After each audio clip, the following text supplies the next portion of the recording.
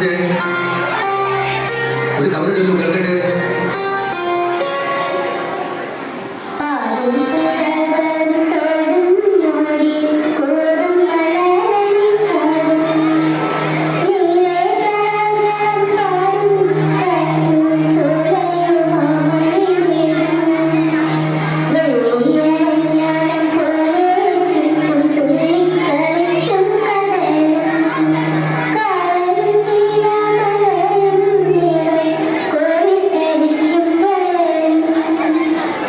പുഴയും പൂമഴുകും, വയലും ഉയർത്തുവരും, കായലും നീലമലകളും, ഇതൊക്കെ ഇപ്പോൾ ഹൃദയം ഹൃദയം നമ്മുടെ നാട്ടിലേക്ക് തീരുമാനിക്കും.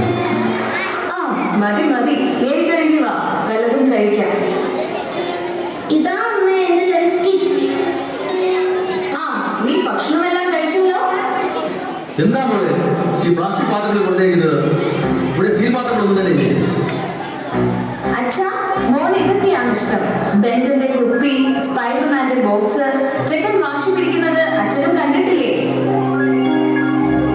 അമ്മേ, അതൊക്കെ പണ്ട്.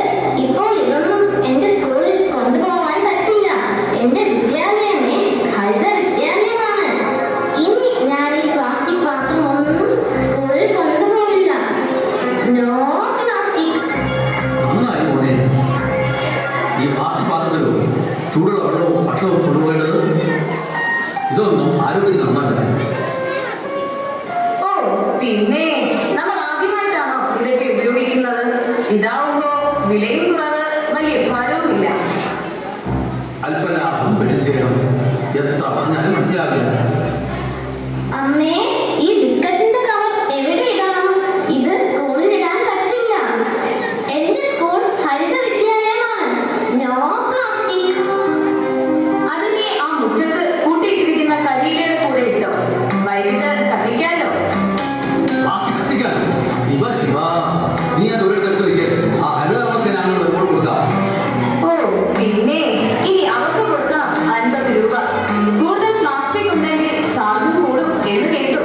വേറെ പണിയില്ല, അത് ആ ചവറിന്റെ കൂടെ കത്തിക്കാം. പ്ലാസ്റ്റിക് കത്തിച്ച് ഉള്ള പുകയും വിഷവും ശ്വസിച്ച് ദിനം പ്രതി മനുഷ്യർ പുതിയ പുതിയ രോഗങ്ങളാണ് വരുന്നത്. എന്നിട്ടും പഠിക്കുന്നില്ലല്ലോ ഭഗവാനെ. ആശുപത്രിയിൽ ആയിരങ്ങൾ ചെലവഴിക്കാം, എന്നാലും ആപത്ത് ഒഴിവാക്കാൻ 50 രൂപ കൊടുക്കരുത്. കത്തിച്ചോ, പഞ്ചായത്തിൽ നിന്ന് പുഴയും കുറഞ്ഞു വരും. അച്ഛനൊന്നും മിണ്ടാതിരിക്കുന്നോ? വെറുതെ ഓരോന്ന് പറയാതെ.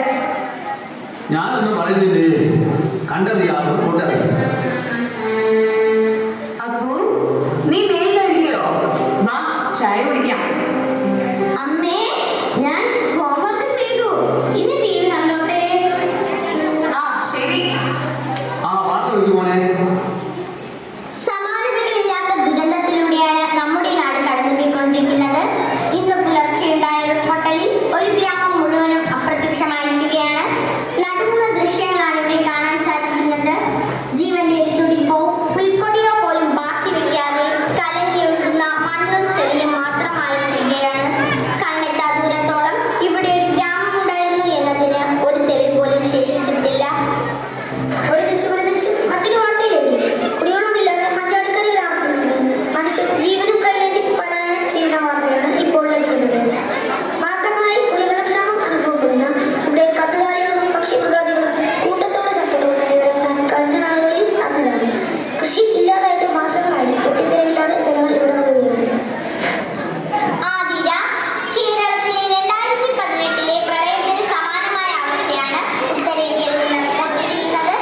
കടകമ്പോളങ്ങളും സ്ഥാപനങ്ങളും ആഴ്ചകളായി അടഞ്ഞുകിടക്കുന്നു. എൻഡോസൾഫാൻ ദുരിതമേഖലയിൽ നിന്നൊരു വാർത്ത കൂടി. ഒരു കുടുംബത്തിലെ 3 പേർ മാരകമായ ക്യാൻസർ ബാധിച്ച് ചികിത്സയ്ക്കായി സുമനസുകളുടെ സഹായം തേടുന്നു.